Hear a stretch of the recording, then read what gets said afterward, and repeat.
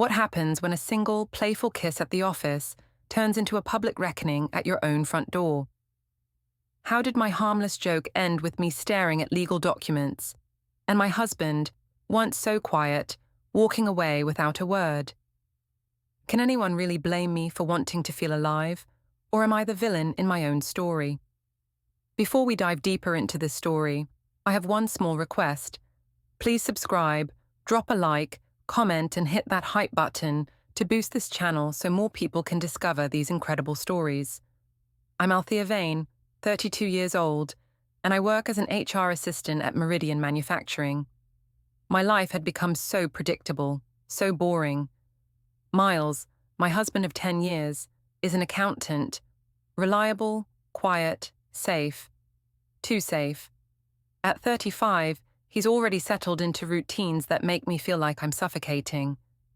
Our 8-year-old daughter Nina is sweet, but even she seemed more exciting than our marriage had become.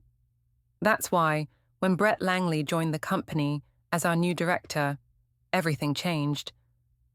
At 39, Brett had this energy, this charisma that made everyone in the office light up when he walked in. He was everything Miles wasn't: spontaneous, charming, willing to take risks. And yes, I'll admit it, I was attracted to him. Who wouldn't be? The company restaurant was buzzing with energy that Friday evening. Meridian Manufacturing had just landed the biggest contract in company history, and Brett had organized a celebration for the entire team. The place was packed with our co-workers, everyone drinking, laughing, letting loose after months of hard work. I had convinced Miles to come, though he looked uncomfortable from the moment we walked in. He stood near the bar, nursing a single beer, while I mingled with my colleagues. Brett was holding court at the center table, telling stories that had everyone in stitches. "Althea," Brett called out, raising his glass.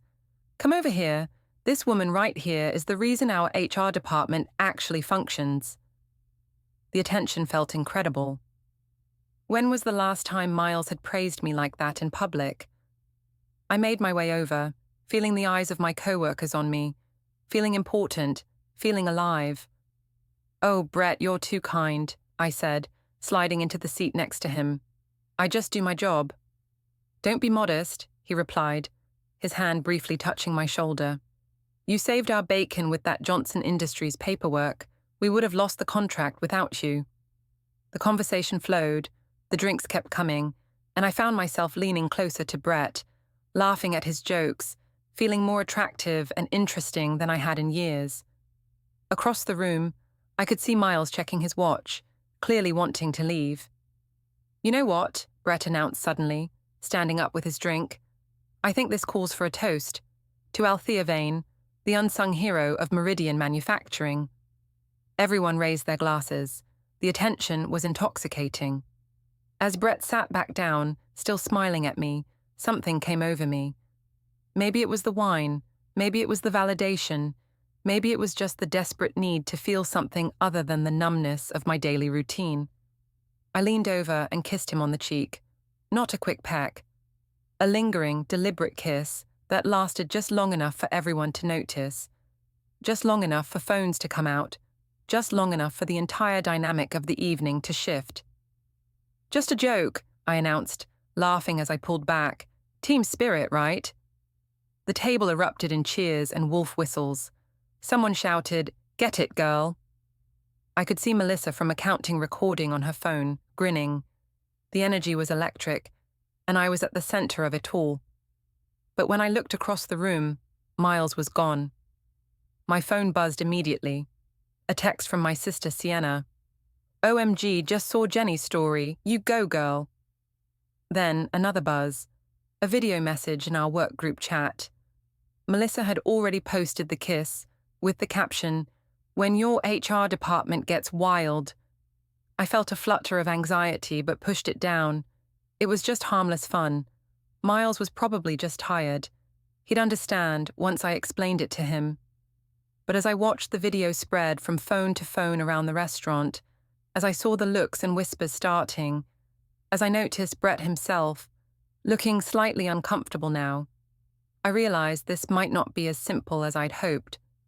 My phone buzzed again.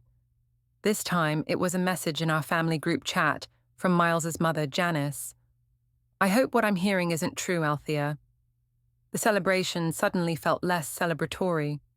I woke up Saturday morning to 17 notifications on my phone. The video had made its way beyond our work group chat.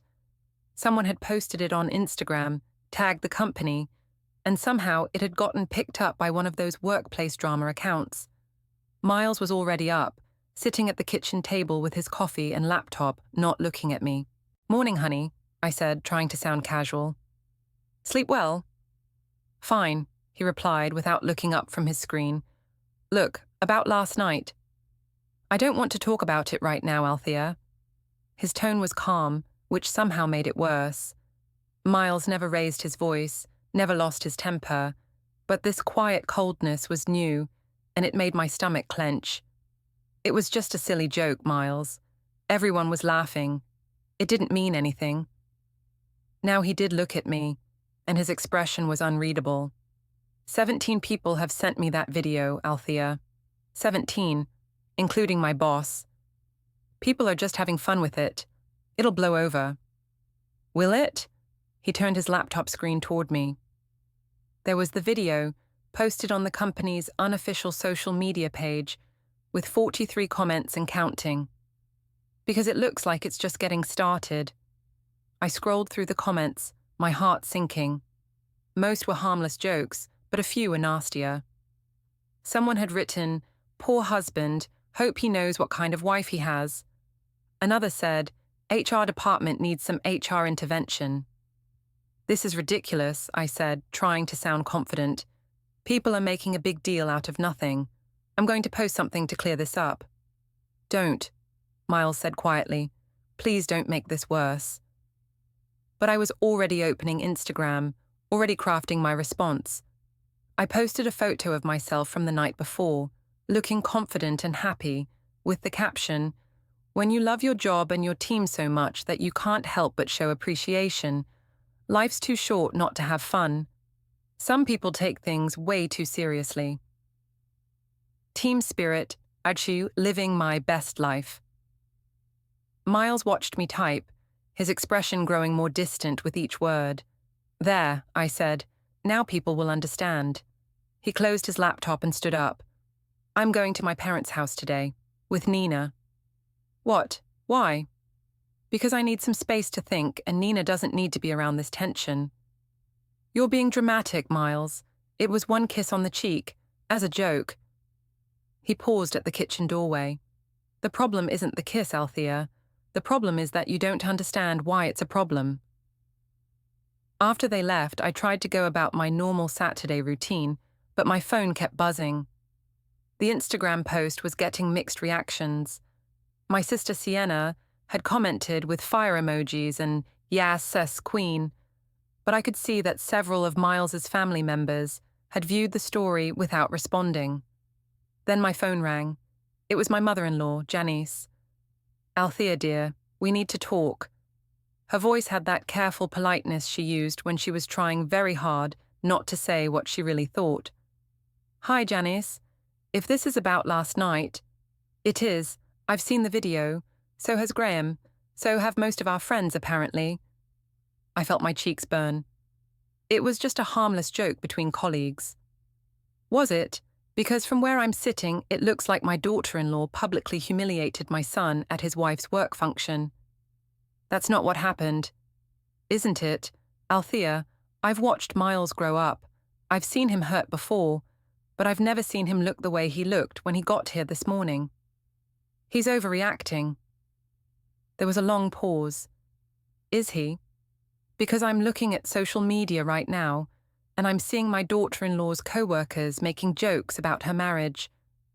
I'm seeing comments about whether my son knows what kind of woman he married. How do you think that makes him feel?"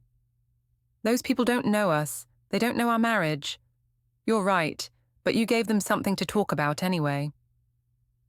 After she hung up, I sat in the quiet apartment staring at my phone. The video had been shared to TikTok now, with someone adding music and text overlay. "When you're married but your boss is fine, It had 3,000 views already. Maybe Miles was right, maybe I had made it worse. But it was too late to take it back now. By Sunday evening, I was desperate to fix things. Miles and Nina had spent the entire weekend at his parents' house, and the silence in our apartment was suffocating. I decided to plan a family dinner for Monday night. Nothing fancy, just us and both sets of parents. A chance to show everyone that we were fine, that this whole thing was being blown out of proportion. I spent Monday morning sending invitations via our family group chat. Family dinner tonight at 6, making Miles's favorite lasagna. Can't wait to see everyone. The responses were mixed. My mum, Darla: I'll be there, honey. Should I bring anything? My sister Sienna: Can't make it but have fun. Still can't believe people are so pressed about a little kiss. Miles's father Graham: We'll be there. Miles's mother Janice: I think it's best if Graham and I stay home tonight. Miles himself didn't respond at all. When he came home from work that evening, he looked tired. Nina ran to hug him, chattering about her day at school, but I noticed she seemed quieter than usual, more clingy. So, I said brightly, I planned a nice family dinner. My parents are coming, and I thought... I saw the group chat, Miles said. My parents aren't coming. I know. Your mother said they needed to stay home. Do you know why? I busied myself with setting the table. I assume they're still upset about Friday night. They're not upset about Friday night, Althea. They're upset about your Instagram post, and the follow-up posts, and the fact that instead of apologizing, you've been doubling down. I shouldn't have to apologize for having fun at a work event. Nina looked up from her coloring book. Why is everyone mad at Mommy? Miles and I both froze. We'd been trying to keep our voices down, but clearly not enough. Nobody's mad, sweetie, I said quickly. Daddy's just tired from work. Miles gave me a look that could have frozen water, but he knelt down next to Nina. You're right, Princess. Daddy is just tired. Why don't you go wash your hands for dinner? When she left the room, Miles stood up slowly. Don't lie to her, Althea, and don't use her to make me look like the bad guy. I'm not. You are. Just like you've been doing all weekend. Just like you did with that Instagram post, making it sound like I'm some controlling husband who won't let you have fun. The doorbell rang before I could respond. My parents had arrived, and I could hear my mother's cheerful voice in the hallway. I pasted on a smile and went to let them in. Dinner was awkward from the start. My mother tried to keep the conversation light, asking about Nina's school and Miles's work, but the tension was obvious. My father, Oscar, barely spoke, clearly uncomfortable with the whole situation. Then my mother made the mistake of bringing up the video. You know, honey, she said carefully, maybe it would be good to just let this whole thing blow over quietly. There's nothing to let blow over, Mom. It was a harmless joke. I know, but sometimes people misunderstand. People are misunderstanding because they want to, I said, my voice rising slightly. Because they're bored with their own lives and need drama. Miles set down his fork. Or maybe people are reacting because they saw something inappropriate. Inappropriate? I turned to stare at him. It was a kiss on the cheek. In front of your co-workers and your husband, while you were flirting with your boss all evening. I was not flirting. Nina's fork clattered to her plate. She was staring at us with wide eyes, and I realized we were having the fight I'd been trying to avoid all weekend, right in front of everyone. Maybe we should... My mother started. No, I said firmly. Maybe we should talk about this. Maybe we should talk about how Miles is making me feel like a criminal for having a good time at a work event. Maybe we should talk about how he's been giving me the silent treatment for 3 days instead of just talking to me like an adult. Miles's voice was deadly quiet. You want to talk like adults? Fine. Tell me about the messages. My blood went cold. What messages? The ones you've been sending Brett since Friday night. The ones where you're apologizing for the drama and asking if he wants to get coffee to clear the air. My parents were staring at me now. Nina had stopped eating entirely. How do you... I started, then stopped. You went through my phone? Your phone was buzzing all weekend with work notifications. I saw his name pop up. Multiple times. That's a violation of my privacy. And kissing your boss in public was a violation of our marriage. The words hung in the air like a bomb had gone off. Nina started crying, quietly at first, then in big, gulping sobs. Now look what you've done, I said, going to comfort her.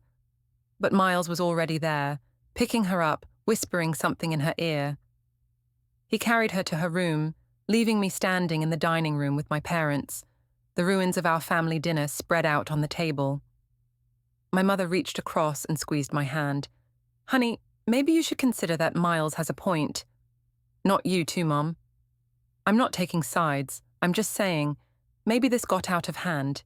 Maybe it's time to really apologize and try to fix things. When Miles came back, he was carrying an overnight bag.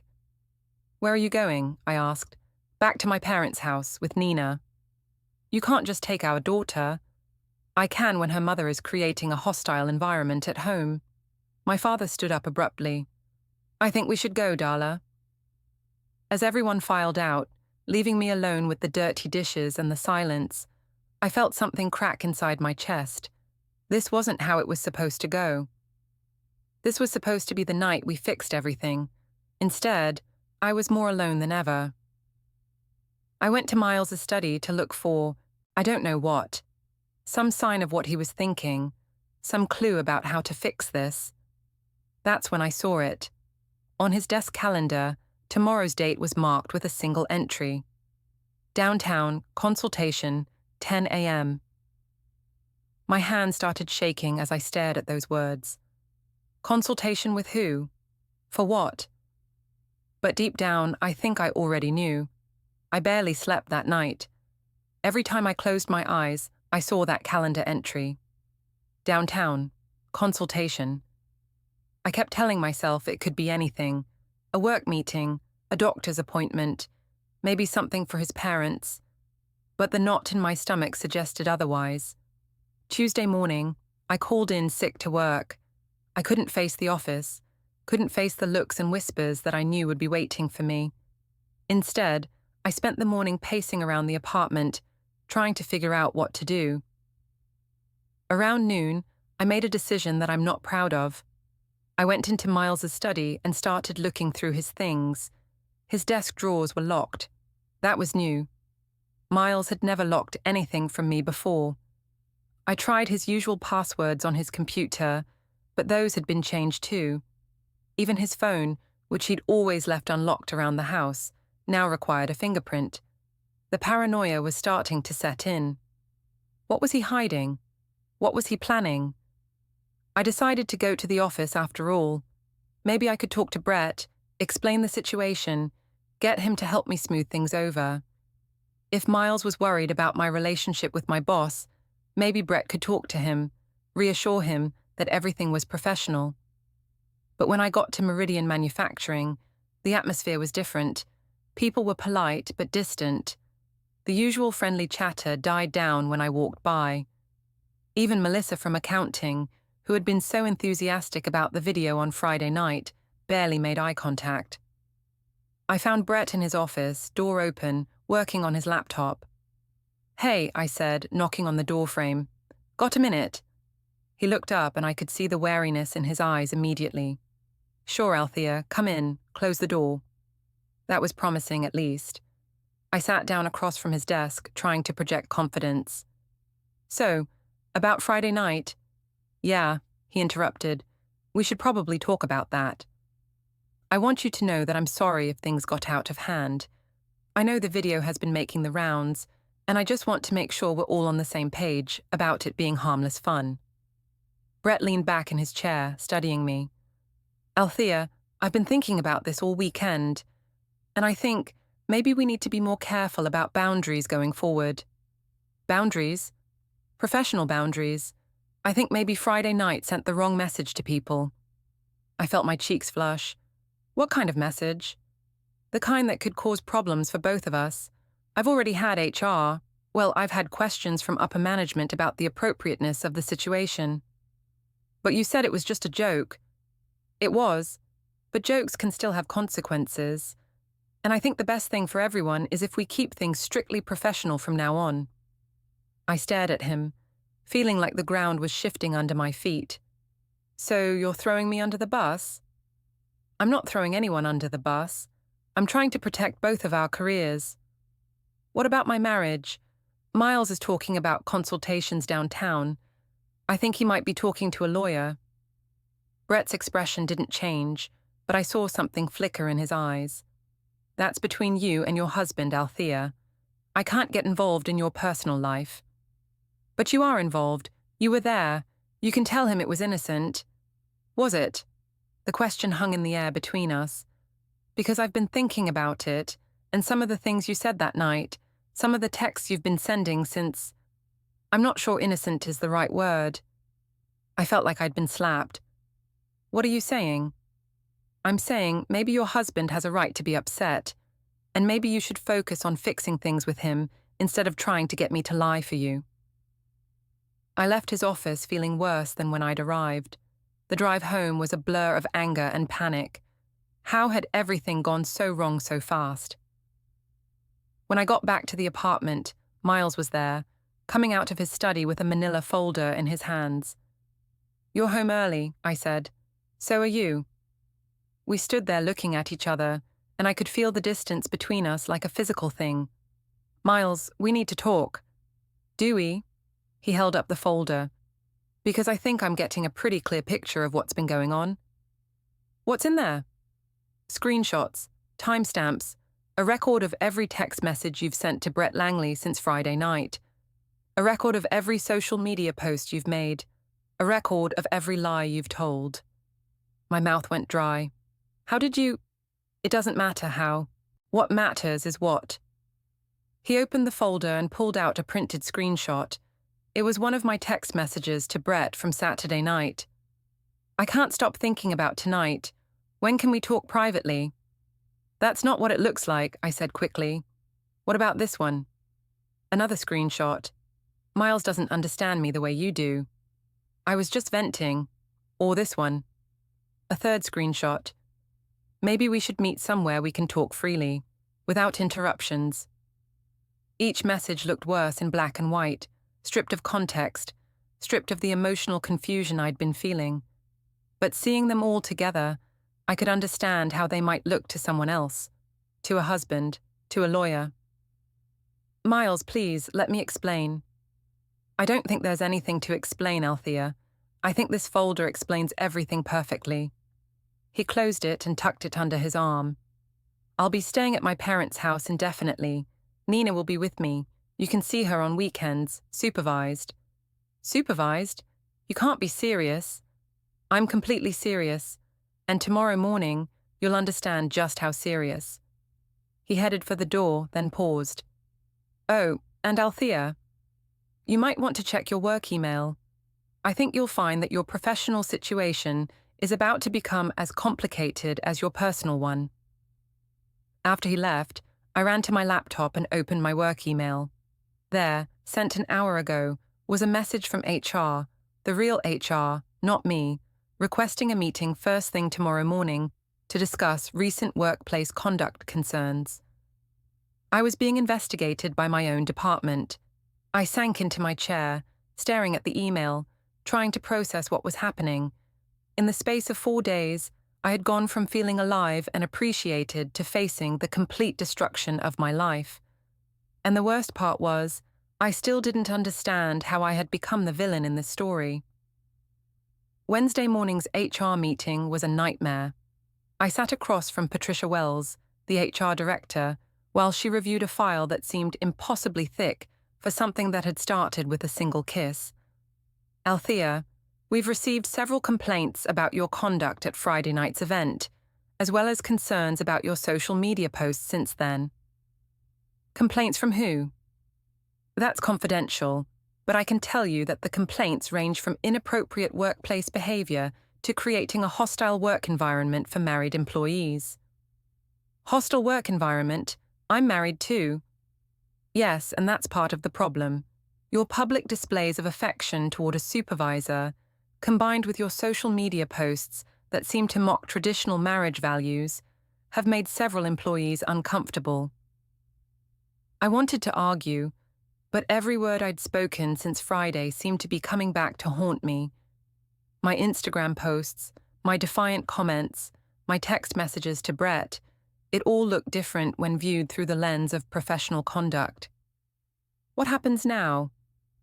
You're being placed on administrative leave pending a full investigation. You'll need to clean out your desk and surrender your access badge. For how long? That depends on what the investigation reveals. As I packed my personal items into a cardboard box, I could feel my co-workers watching me. Some looked sympathetic, others looked satisfied. Melissa from accounting actually had the nerve to whisper to someone as I walked past. I guess it wasn't such a harmless joke after all. The drive home was humiliating. I kept thinking about how excited I'd been on Friday night, how alive I'd felt, how sure I'd been that I was finally breaking free from the boring routine of my life. Now that freedom felt like a prison. At home, I tried calling Miles, but it went straight to voicemail. I tried calling Nina's school to see if I could pick her up early, but they said Miles had already contacted them about pickup arrangements. I was being systematically cut out of my own life. That's when I decided to fight back. I opened Facebook and started typing a long post about the situation. I poured my heart out about feeling misunderstood, about being punished for a moment of spontaneous joy, about how a harmless joke had been twisted into something sinister by people with small minds and smaller hearts. Sometimes when you're married to someone who doesn't appreciate your spirit, who doesn't understand your need for connection and fun, you have to find that joy elsewhere. I'm not apologizing for being a vibrant, loving person who shows appreciation for the people in her life. If that threatens people, maybe they should look at their own relationships instead of judging mine. I tagged Miles in the post. Within an hour, the post had dozens of comments. My sister Sienna was cheering me on, as usual. A few of my old college friends were supportive, but the responses from our mutual friends, from Miles's family, from people who actually knew our situation, were less enthusiastic. Miles's cousin Jennifer commented, "Girl, maybe it's time to take some responsibility instead of blaming everyone else." Our neighbor David wrote, "I've known Miles for 5 years, and he's one of the most supportive husbands I've ever met. Maybe the problem isn't him." Even my own mother commented, though she tried to be diplomatic, "Honey, maybe it's time to step back from social media and focus on healing your family." But the comment that hit hardest came from Miles himself, posted 2 hours after my original post. "I've spent 10 years supporting your dreams, your career changes, your need for excitement and adventure. I've never tried to control you or dim your spirit. All I've ever asked for is respect. If showing appreciation for your boss requires disrespecting your husband, maybe you should ask yourself what your priorities really are." The comment had 47 likes within the first hour. I stared at it, feeling something cold settle in my stomach. Because when I really thought about it, I couldn't argue with anything he'd said. Miles had supported me through 3 different job changes, 2 failed business ideas, and countless moments of restlessness and dissatisfaction. He'd never complained when I went out with friends, never questioned my need for independence, never made me feel trapped or controlled. Until now, I'd never given him a reason to. That evening, I drove to his parents' house. I needed to see Nina, needed to try to explain things to Miles face to face, needed to find some way to fix what I'd broken. But when I knocked on the door, it was Janice who answered, and her expression was not welcoming. "Althea." "Hi, Janice. I was hoping to talk to Miles and see Nina." "Miles is at an appointment. Nina is doing homework." "Can I wait?" "I don't think that's a good idea." "She's my daughter, Janice." "Yes, she is. And she's been asking questions all week about why Mommy and Daddy are fighting, why she can't go home, why people at school are talking about a video of her mother." I felt like I'd been punched. "People at school?" "One of the other parents saw your social media posts. Kids talk, Althea. Nina came home yesterday asking what inappropriate workplace behavior means. I never meant for any of this to affect her. But it has, and instead of trying to fix it, you keep making it worse. That Facebook post today, making Miles look like some controlling monster. That's not the man I raised, and it's not the man you married. I was just trying to defend myself. From what? From the consequences of your own actions.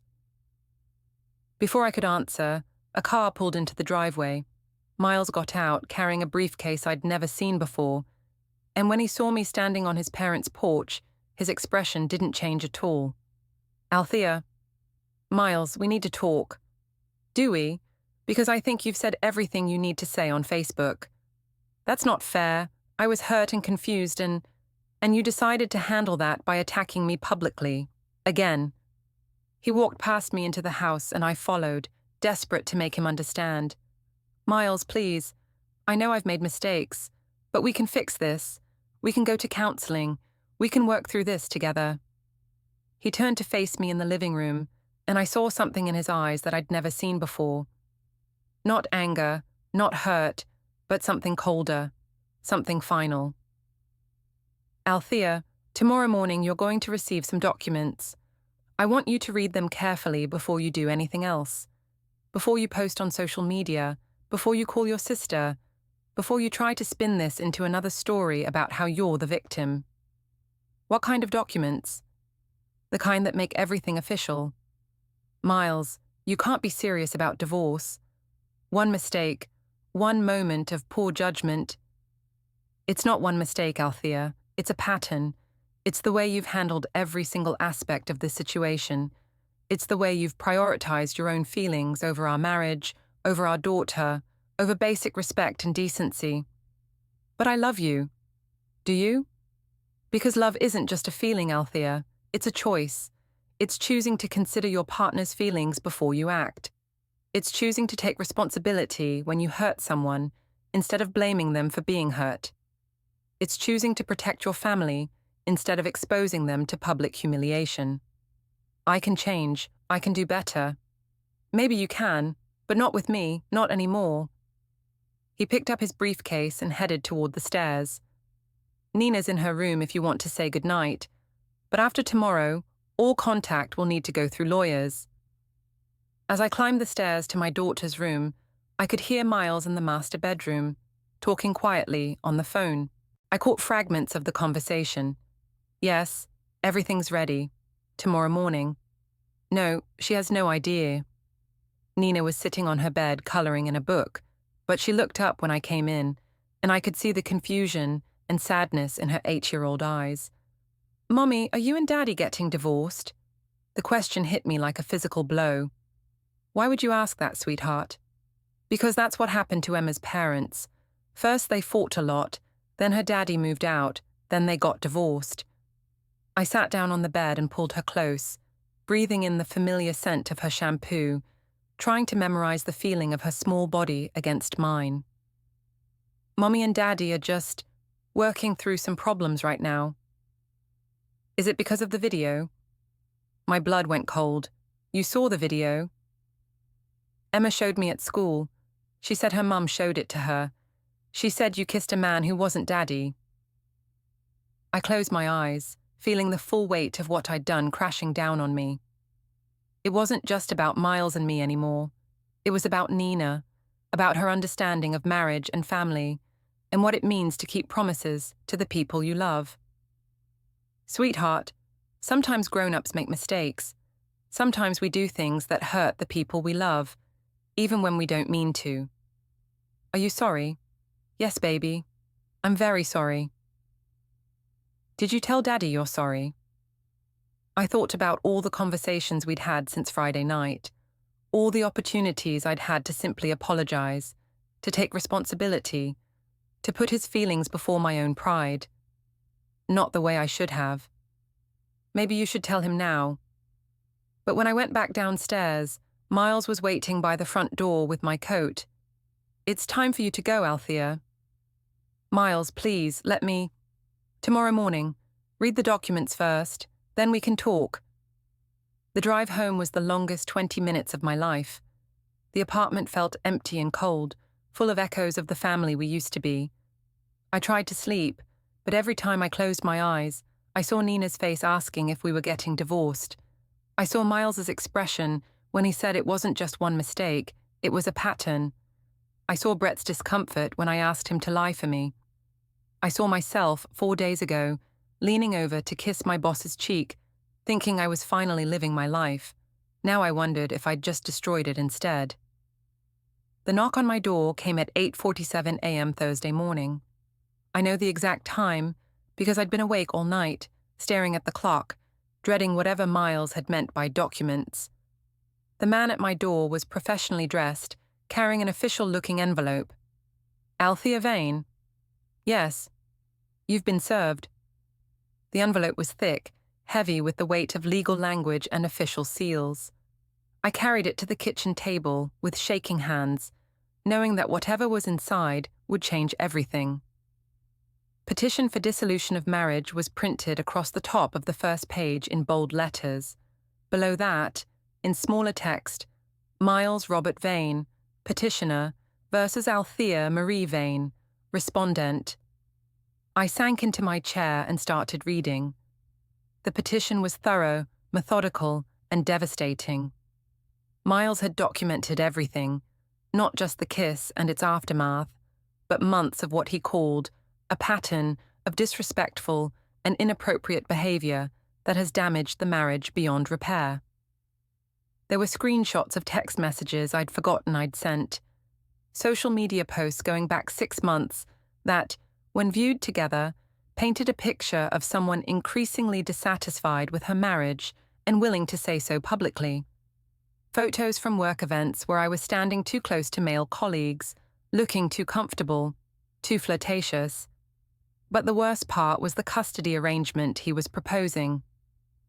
Petitioner requests primary physical custody of the minor child, with supervised visitation for respondent until such time as respondent can demonstrate stable and appropriate behavior. Supervised visitation. Like I was a danger to my own daughter, the supporting documentation was equally thorough.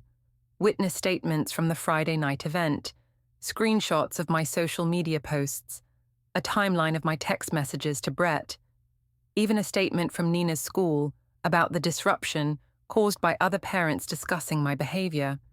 At the bottom of the pile was a letter from Miles's attorney, explaining that I had 30 days to respond and recommending that I seek legal counsel immediately. I was still staring at the papers when my phone started ringing. It was my mother. Althea, honey, I just heard from Janice. Is it true? Is what true? About the divorce papers, about the custody arrangement. Word was already spreading through our families. Of course it was. Miles had probably told his parents, who had told their friends, who had told everyone else. Mom, I can't talk about this right now.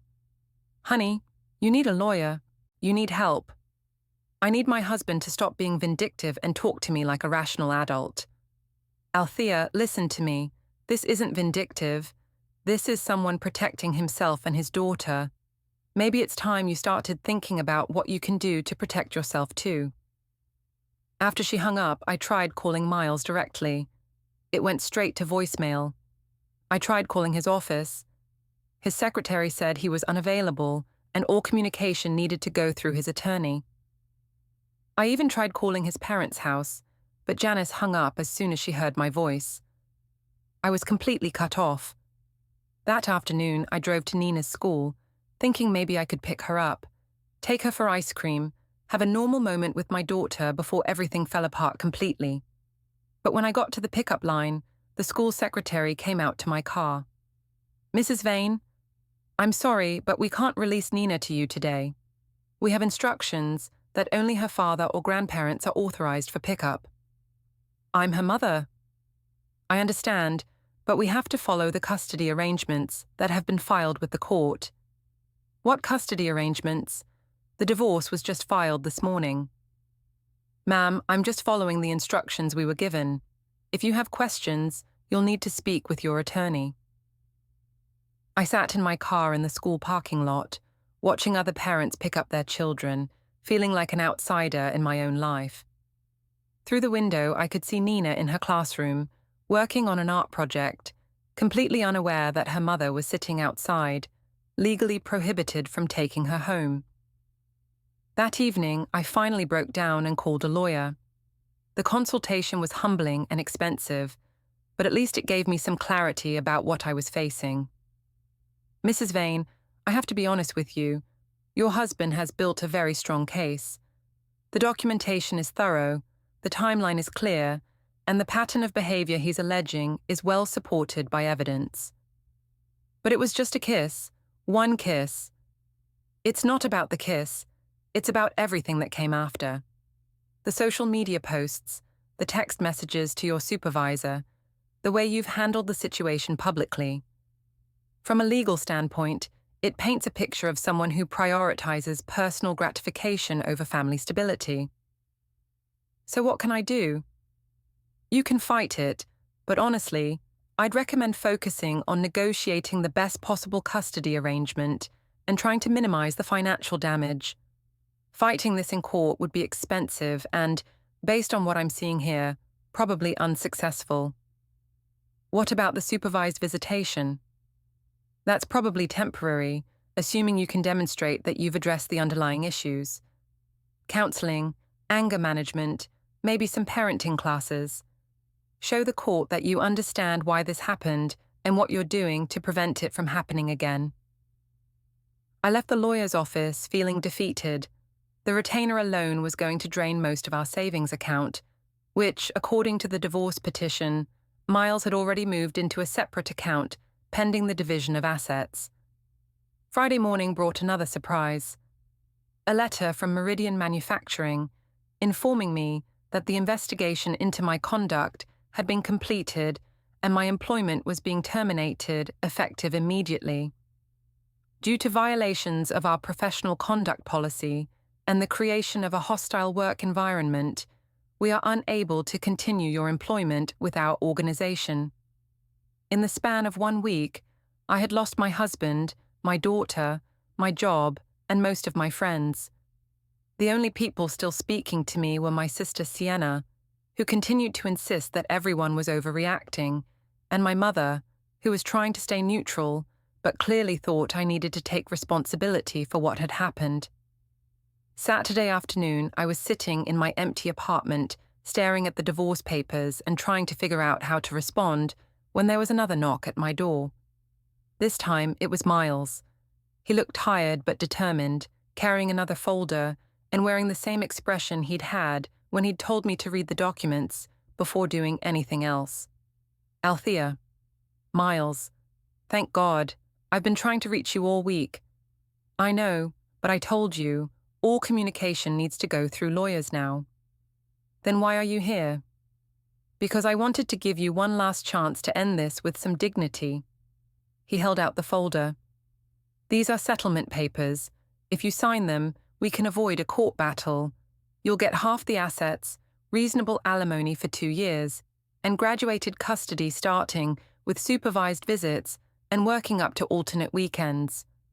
And if I don't sign, then we go to court, and you'll probably end up with less, a lot less. I took the folder but didn't open it. Miles, please, can't we try counseling first? Can't we try to work this out? Althea, do you remember what you said to me on Tuesday night when I showed you those text messages? I tried to think back, but the whole week was a blur of anger and panic and desperation. You said I was violating your privacy. You said I was being paranoid. Even when confronted with evidence of your inappropriate relationship with your boss, your first instinct was to attack me for discovering it. I was scared and confused. And yesterday, when you found out about the divorce papers, what did you do? I called a lawyer. Before that, your first response. I thought back to my conversation with my mother, to the things I'd said about Miles being vindictive and irrational. You blamed me, he continued.